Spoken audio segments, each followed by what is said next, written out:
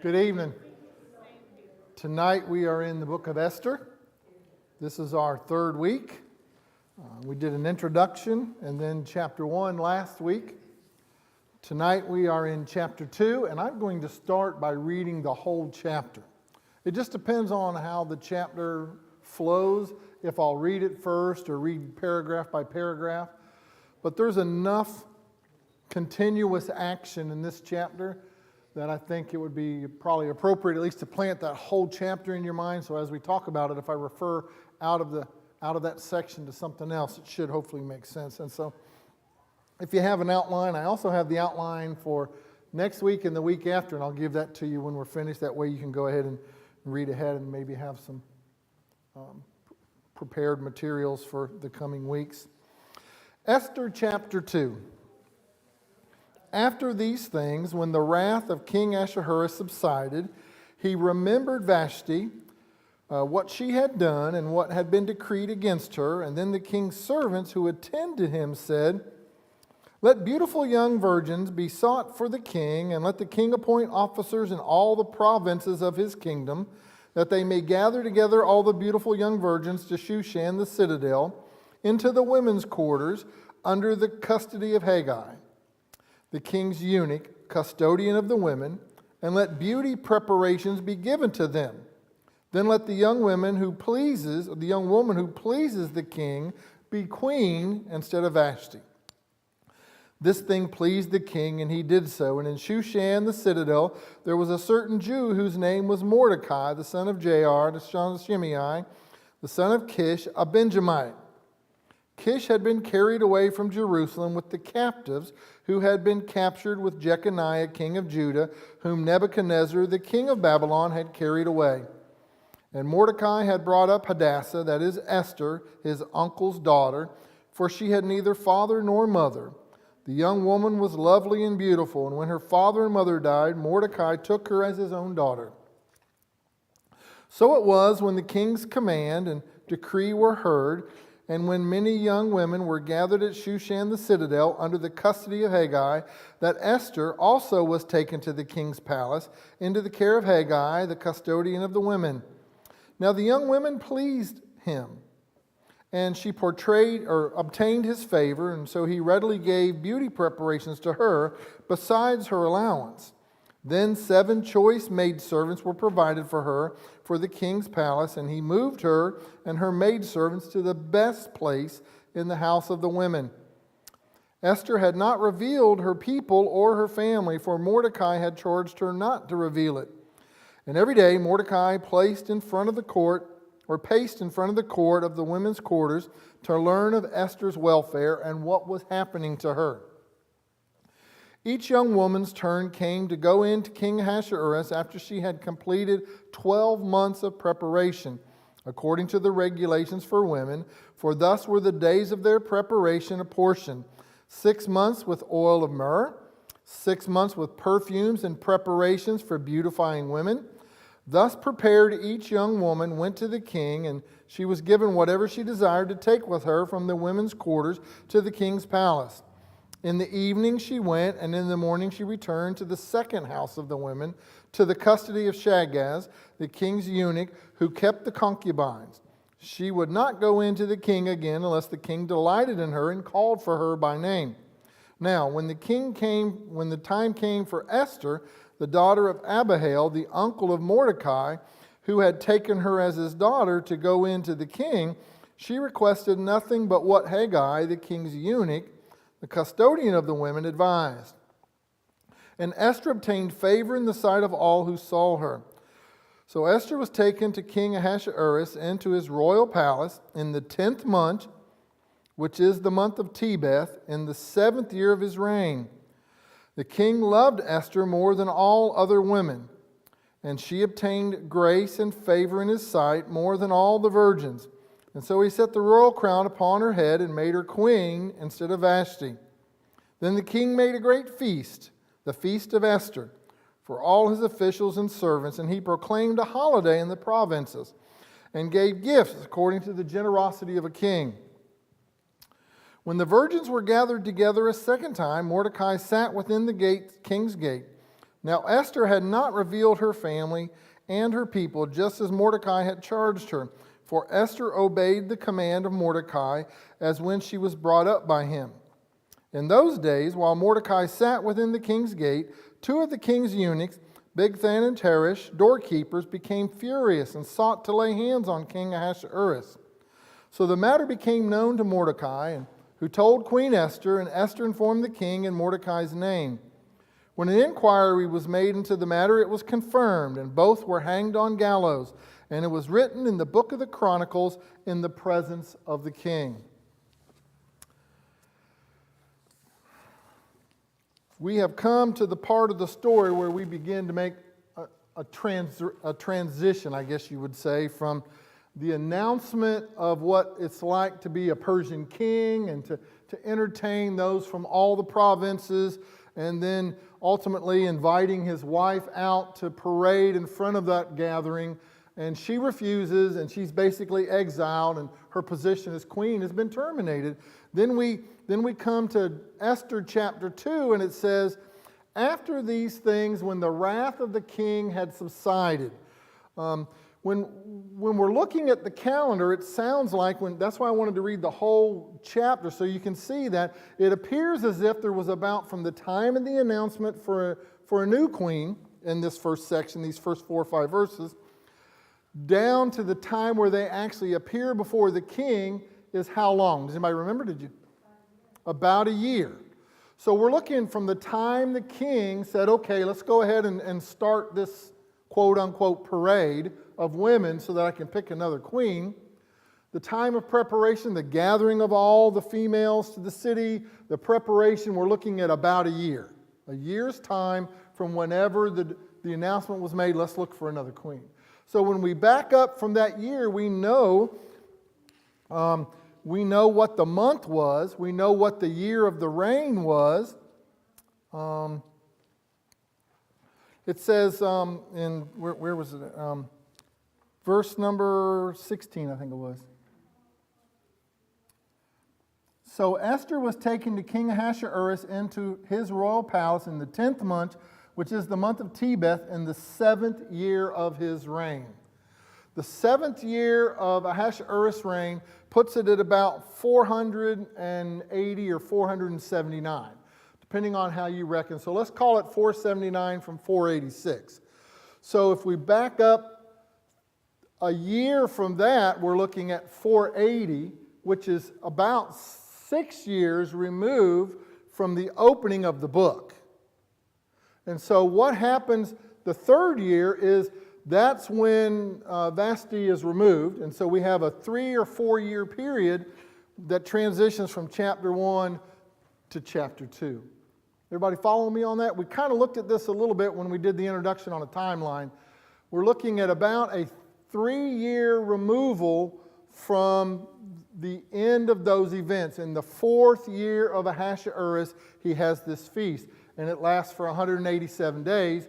And then now we see we're in 480 or 479 BC, so we're about 3 years removed from that.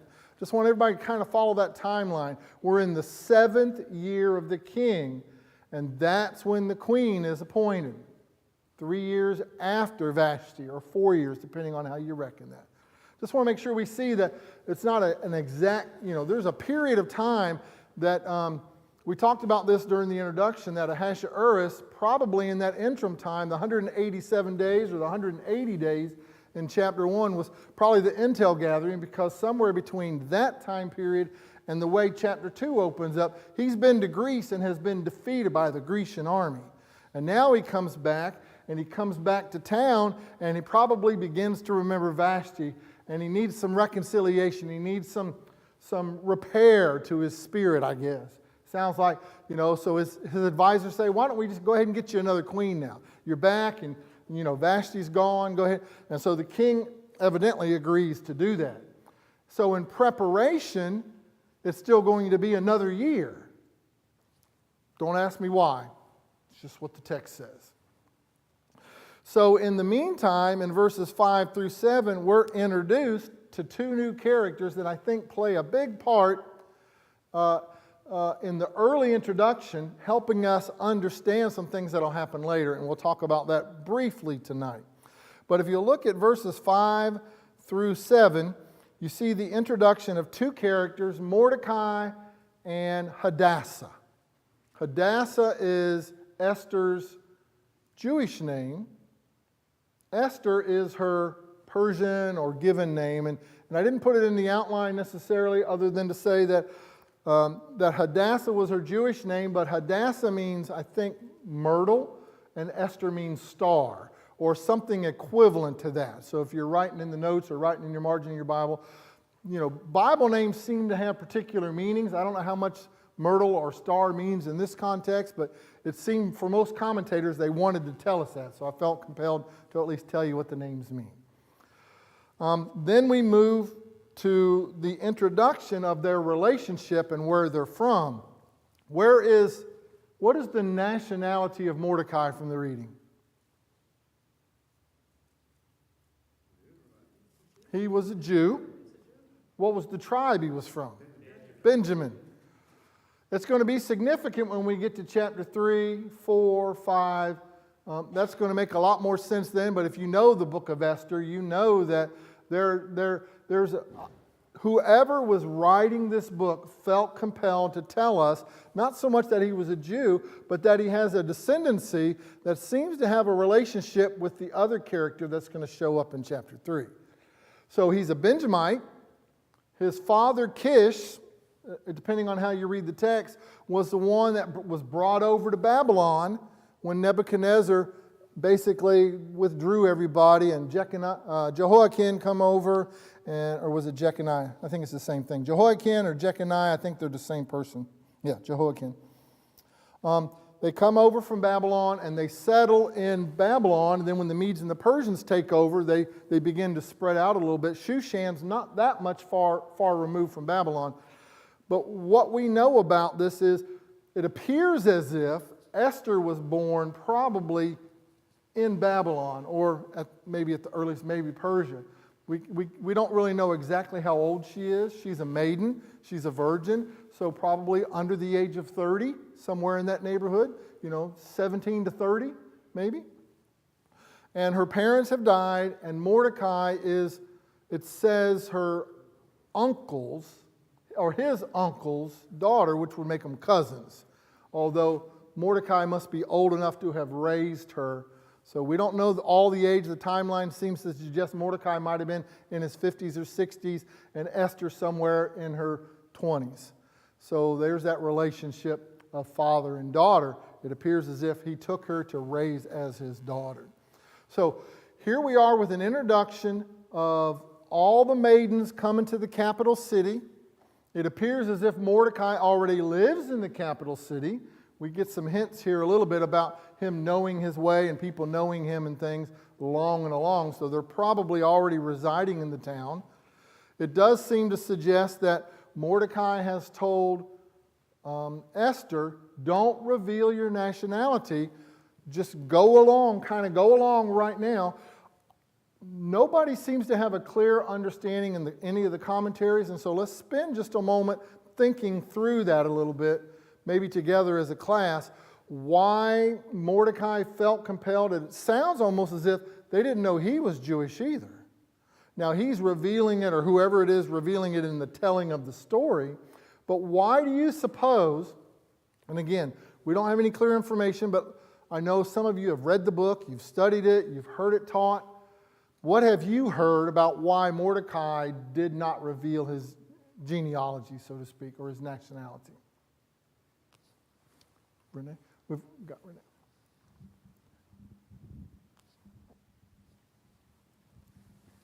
When you have a daughter, you're always concerned about her and who she's going to marry and how she's going to do. And my husband was very different with Dwayne than he was with Lauren. And I think he wanted her to appear in the best light possible so that she could get a husband. A woman that was unmarried as an older woman in this era was not, that was her retirement plan. her children and the taking care of her. And if Mordecai is 30 years older than her, he has to be worried about her. She's away from her people, and so you want your daughter to have security and family and all of those things. That's very important, especially during her young ages, because a man can have a family and make a family. I talk to my girls at law school and tell them, if you want a family, there's never a convenient time to have children and to have a family. Children are going to take up all of your time and all of your money. I don't care when you have them. But a lot of professional women wait, and then they're brokenhearted. So I'm sure Mordecai wanted her to have a family early in her life so that she could have children. And so anything that's negative, we probably don't want to, or anything that would make you a less likely candidate, we probably don't want that to be on the front burner right now. Okay, all right. That might answer the second part of the question. The first, and Jimmy I think is going to try to fill in the gap here. I think he didn't want her to say what nationality she was, because Jews were not in favor during this time. They were. I They don't were know not that we well know received. that, but I think we assume that. I don't know that we know that. But that's the general conclusion, and that's why I want to have the discussion, because I'm not so sure that that's probably the populist answer. You know, it's in the Bible, the story's in the Bible, and it appears as if they're concealing their. But Mordecai, if he's 60 years old and his daddy was brought over into Babylon, and he's probably born in either Babylon, probably Babylon, because the Persians haven't dominated for that length of time. So he's come over from Babylon being born. If he could conceal his identity, why might that be his best option, knowing what happened? Because remember, when Babylon came in and took over Jerusalem, they didn't just take all the Israelites, they took everybody. They took Samaritans and everybody and brought them all back, and repopulated, and kind of like what Assyria did, with the 10 tribes in the north hundreds of years before that. But in ancient civilizations, Jews could not be citizens. Think about Rome. They could not be citizens. They were like with the alien group and with the foreigners. They couldn't be citizens. So That's hundreds of years removed from this. I know, but I'm sure that those same prejudices were still present. And if you were not born in the lineage of the people in charge, you were not welcomed at the table. That's the point. That's the Okay? point You I were would be not willing to welcomed make. at the table. If you were not a Persian, Right. if you were any other nationality other than a Persian, even if you were Persian born to foreigners, you probably would not get a seat at the table. So, anybody else have any comments? I didn't see any other hands. Anybody else want? I don't know the history, but I was just thinking of Mordecai. He does, in the story, show some faith in God, even though it's not really talked about too much. But I think it's quite possible he was just watching, wanted to see how it played out without meddling too much in case God had a plan. That's all I was thinking. Very, very likely. I need to put us in the middle of chapter 2 with these concepts, because you're going to need a day or so to think about this if you haven't thought about it. And when we get to chapter 3, and particularly chapter 4, this is when you kind of need to have thought about it a little bit, because we're going to talk about it more specifically in chapters 3 and chapter 4, and then it's going to get once we have a little bit of a foundation of why. But here's my question: Mordecai is telling Esther, don't reveal your heritage right now, and we get the impression that Mordecai has never revealed his heritage. I get the impression that don't say anything about our family. Don't say anything about your family. Don't say anything about our family. Let's just like Charlene said, don't rock the boat. Let's make sure that we have the best case scenario. And we don't know Mordecai's mind, what he's anticipating. If I can get my daughter into the court, then maybe I have some influence over the king. Well, we're going to see that plays out a little bit differently even again in chapter 3 and chapter 4. Remember, this is a revealing, unfolding story, but there's points in every chapter that prepare you for the next one. It's kind of like watching a movie. If you didn't catch what happened in the first segment, it may not make sense what happened in the second segment. And it does make a difference to the narrator, whoever's telling this story, to let us know that Mordecai in chapter 2 is a Jew, and he's from the tribe of Benjamin. And he's from the family of Kish. And Kish came to Babylon with Jehoiakim when they were exiled or withdrawn, when Nebuchadnezzar basically told them, you're out of here, you're going this way. And when you look at that timeline, you can kind of see the times there, when there was the first removal was Daniel and the princes, and then the general population and the final destruction and removal in the city of Jerusalem.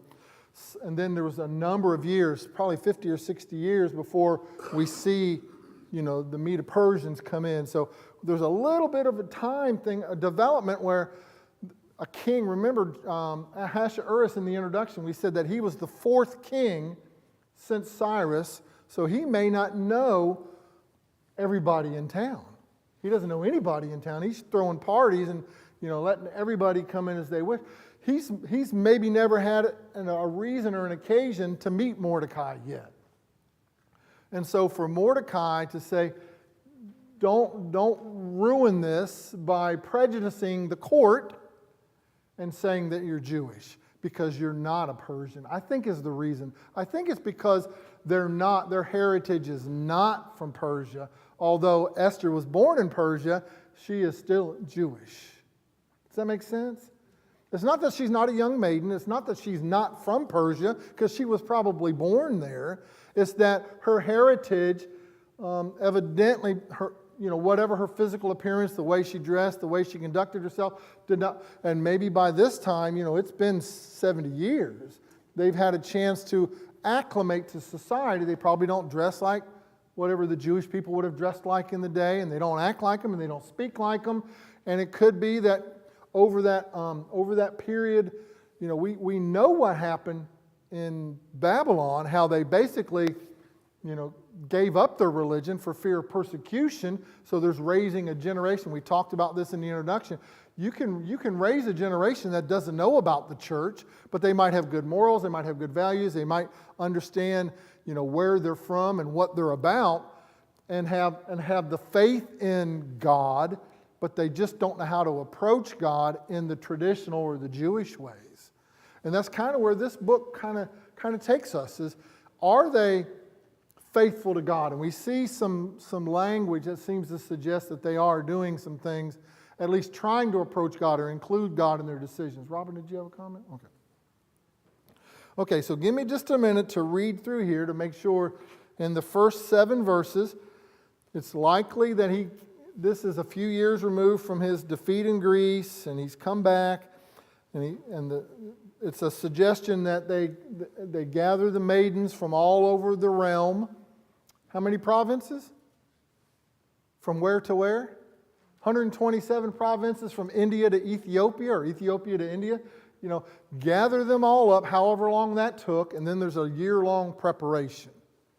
And so as these maidens are coming to Shushan, they're going into Hegai, Hegai, seems to sound like a Jewish name, but it's probably not.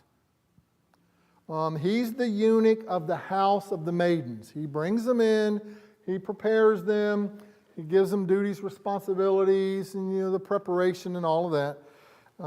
And then at the tail end of that, that's where we're introduced to Mordecai and Esther. So then verse 8 through 9, when Hegai meets Esther, what's his response in a general sense? Again, I want you to think about, we talked about this from the very beginning. If you're looking for the providence of God, and you're looking for God working even maybe, I don't want to say in unrighteous people, but those who are not actively worshiping that we can see, you know, the way God would want the Jews to worship Him, approach Him. If they are faithful to God, you know, they have a heart for that which created them, we can see the providence working in those people's lives. Where's one of the first evidences of providence in this selection committee? Haggai, what did he do? He was pleased with them. And it kind of says, it says, so it was, I think it's verse 8, so it was when the king's command and decree was heard and the women were brought and they were put under the custody of Haggai, that Esther was also taken to the king's palace in the care of Haggai. Now the young woman pleased him, and she obtained his favor, so he readily gave her special treatment. Doesn't say a lot about that, but as the maidens are coming in, and he's saying, okay, there's your room, and there's your room, and there's your room, and who is this? You get that impression that there's something maybe unique about her? You know, because, I mean, I don't know how to say this kindly, but there were probably no ugly women selected to bring to the citadel, right? The choice from each village were brought. So it's not like she was the beauty queen and all the rest were all runners up in the court that were not attractive or beautiful. There was something about Esther that impressed Haggai. Could have been the way she carried herself. Could have been her appearance, obviously. Maybe her manner of speech. You know, a testimony to the parents. Well, the parents are deceased, so the testimony to Mordecai. Go ahead, Matthew. Actually kind of reminds me of baby Moses when they said there's something special about this baby, but not exactly specific about it. You know, we don't know, okay, so he had really nice hair when he was born or something. But it doesn't say it, but I think maybe there's a parallel inference here where, and of course, reading the rest of the story, we can see this is kind of like a Moses figure. Oh, absolutely, yeah. That there's something special here, and other people who aren't, you know, exactly allied with the Jews notice something about it, and perhaps it is just a movement of God or a gift of God of some sort, but yeah, there's something there. Anybody else? Even before, He's got a microphone there, Miss Wynn. even before, what's his name? Hey- Haggai Mhm. saw her, it seems that other people also found her beautiful of form and face in verse 7. So it wasn't just her attraction to Haggai, but apparently she had that general demeanor of being very pretty among even the prettiest. Mm-hmm.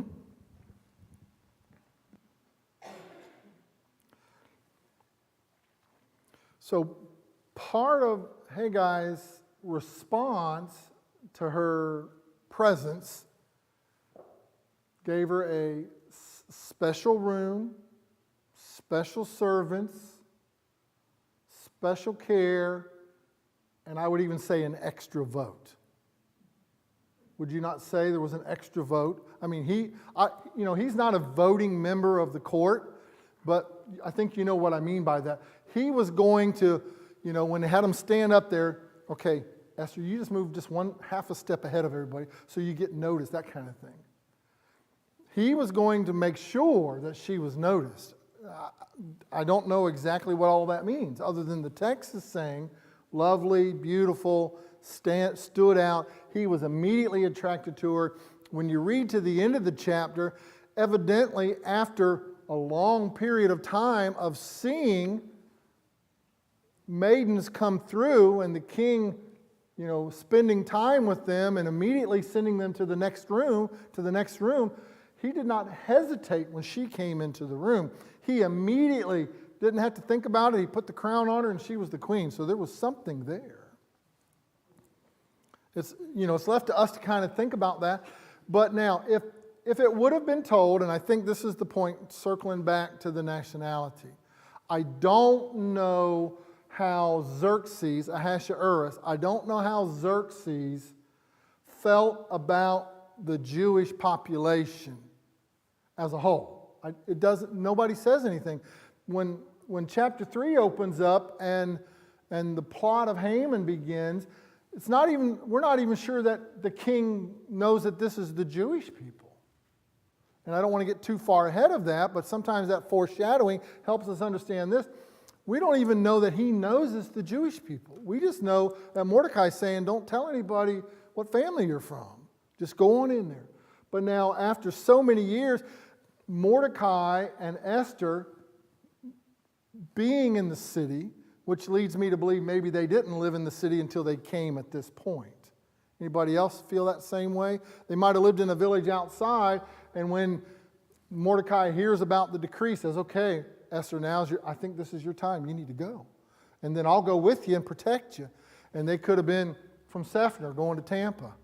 You know, there's that much distance, 12, 15 miles between, but enough where the king's never seen her and never seen him. Anybody have a problem with that? I don't want to assume that, but if Mordecai had been raised there and it seems like he's going to have a position in the city, it's almost as if he was an outsider coming in and all of a sudden everything's fallen into place in the city of Shushan. Any objections to that? I'm not so sure they were from there, I guess is the point I'm trying to make. So he brings her, the eunuch sees her and is delighted with her. Again, I don't understand, unless you just don't want to tell them you're from Sefner. You just don't want to do that.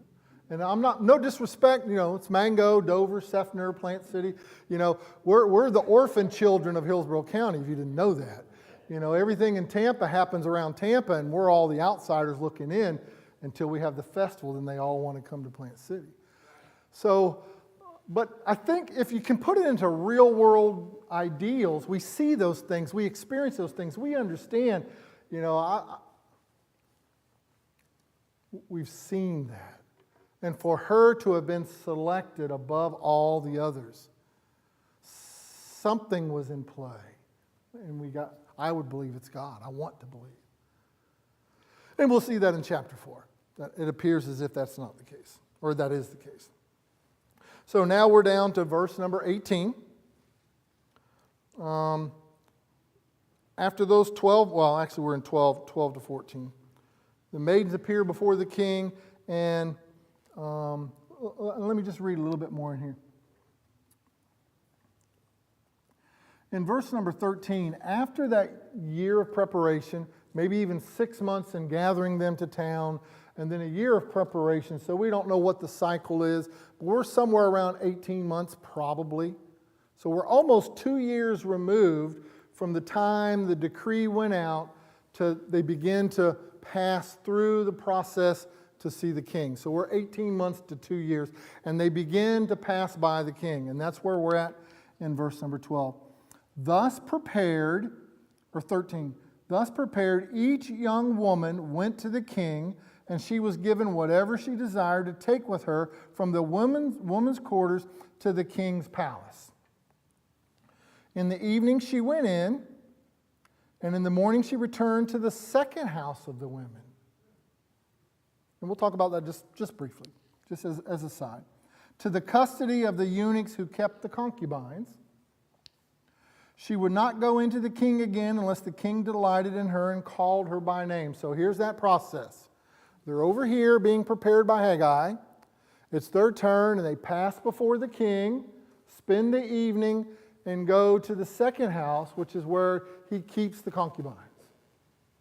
And if that person is called back, if that girl is called back, then that's the one that's going to be the queen. If I don't call you, you're not selected. So a period of time, days and weeks possibly, and maybe even a month or so, 20 or 30 or 40 or 60 or 100. One commentator said it could have been as many as 1,000 had passed through before Esther was selected. I don't know how realistic that is, but I suppose. Because we're looking ultimately, it's the 10th month of the 7th year. We don't know exactly when this whole process started. We just know that it's probably at least 3 years after the grand feast. So now we're looking at the 7th year. Now, when the turn came for Esther, and here's more insight, but it doesn't really tell us that much more. The daughter of Abihail. Do we know who Abihail is?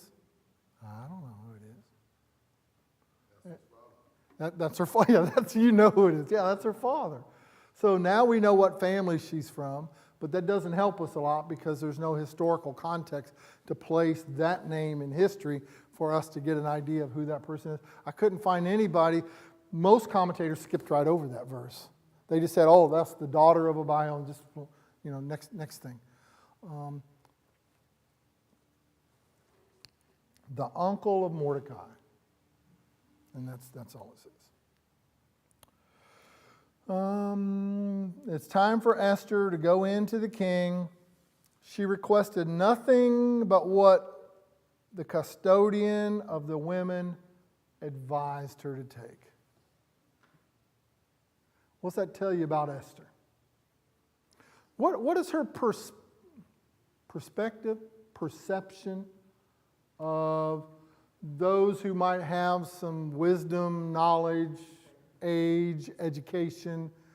You know, there's the wise counsel of her uncle, or her cousin, I should say, her elder cousin. The wise counsel of Haggai, whom she's probably spent a year with, right? Would we not say she probably fulfilled the year also? So she spent some time, and she's I'll say, grown accustomed to being where she's at, but not to the point where she feels like she knows everything. What do you think I should do? What do you suggest I take with me? Because they're allowed to take whatever they need in preparation for that day, that evening. And I think Renee has a comment. They're going to wear, Renee, they're not going to wear. Go ahead. What happened to the girls that don't get selected? Do they ever get married? What happens? They're not virgins anymore. I know, So that's they're not- that's not- concubines. I'm not going to define concubine on public television. We know what a concubine is, Yeah, I but think. that's- That's it. Thousands. Could be thousands. Do we not see a king of Israel with a similar situation? How many wives? How many concubines? And some of it's for political purposes. I mean, we generally associate Solomon's appetite with political positioning, although we know that that's not completely true. Yes, I don't know what happened to them. You know what happened to them. They stayed in that realm for the rest of their days, probably. I was just going to say, not to make light, but I think all the women here are thinking, wouldn't it have been nice if there had been a verse that added, and then they returned to their homes and carry And on? live happily ever after. Yes, yes. I'm wondering, too, how much awareness those that had not been presented before the king yet knew of those who had been presented to the king, in the sense that, okay, well, 13 people went before me, none of them were selected, and they all went in with this. So obviously that didn't work, Okay, yeah. I mean, we've already spoken to the fact that there's something special about her that everyone recognizes. We'll just call it an aura, God's aura about her that, is playing into this. But her wisdom to say, all right, everyone is allowed to bring anything they want, is how mine is translated. Yeah, anything they and want. nothing has worked. So, her And wisdom. who's the one that knows everything that was taken? That's exactly right. That's your point. Haggai knew everything that was being taken in. Okay, none of that seems to be working.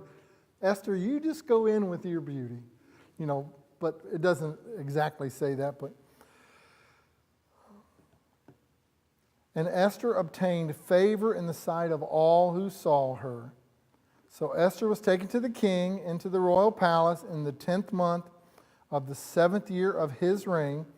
And the king loved Esther more than all the other women, or more than the women. I think New King James, it's probably not in the text, but it seems to be in the language of the manner of speaking that there would be other.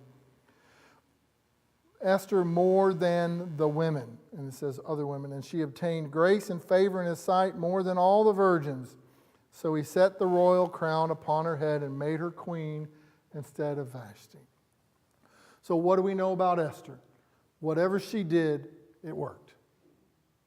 And whether it worked for her or providentially it worked for the nation, I believe it can have a dual meaning.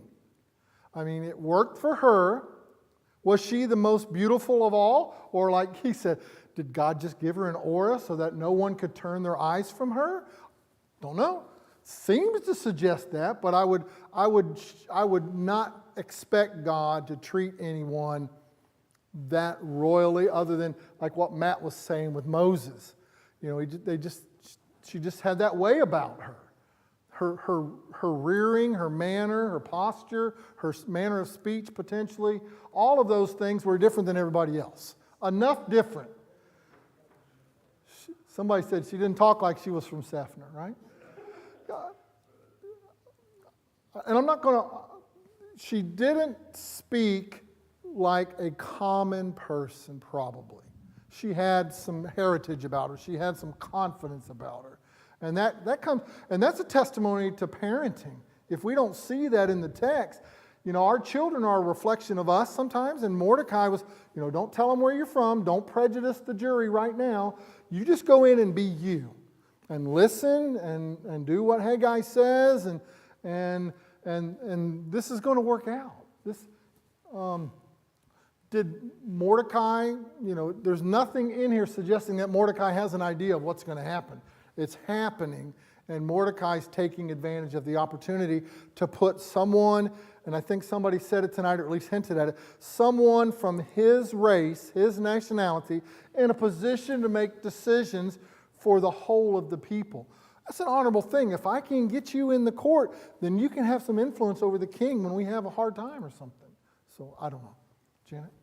I was going to say, one of the things that probably set her apart is that she was nice. She was kind. I can imagine that all these women that were the most beautiful women in their village, you know, the Queen of Sefner, they probably kind of had an attitude. And they knew they were with queen, right? You know, they walked in there with, you know, well, I'm here to be the next queen, and the rest of you should just go home now.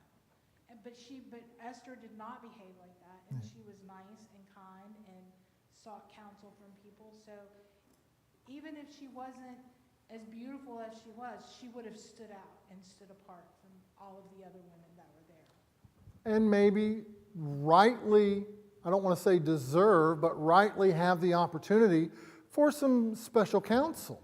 Because if you're not going to cut me down, then I might try to build you up. So, I think maybe like Mary, you know, why was Mary chosen above everyone else to be the mother of Christ? You know, why was Esther chosen? I think the fact that this is in the Bible, this was God divined. I think he knew her character. He knew that she could rise up, you know, against, you know, opposition or possible punishment. You know, he knew that she would stand in the gap, and I think it's not unlike Mary. You know, again, why Mary over anybody else? You know, that was God's choice.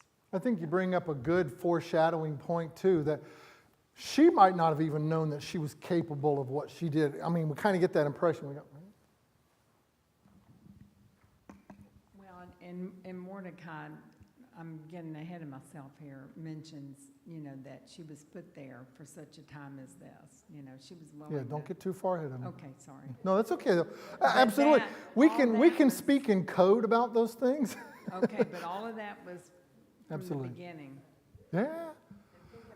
And that's why if we spend a little bit of time in chapter 2 meditating on the concepts of race and selection and the right or the privilege to do something, then the other things are going to help us. And Sully has a comment in the future chapters.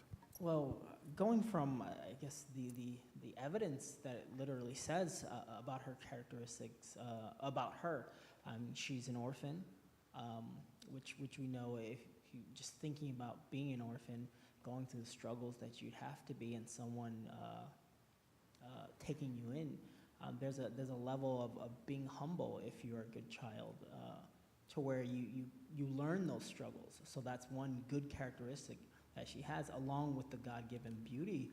Clearly, they say everyone who looked upon her, was captivated in some way. So, I mean, she had the two important characteristics when it comes to, I guess, being a wife from the start, just looking without knowing anything else is, you have a humbleness to you, and you're beautiful. Show me more.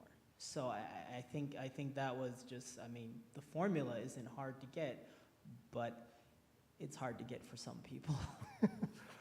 And what is ultimately, I'll just say ultimately, still has to pass the test with the king. And she passed it immediately. It appears as if it was an immediate situation where he saw her and this is it. You're the queen. Put the crown on her right then. Didn't have to send her off and bring her back the next day. It was done.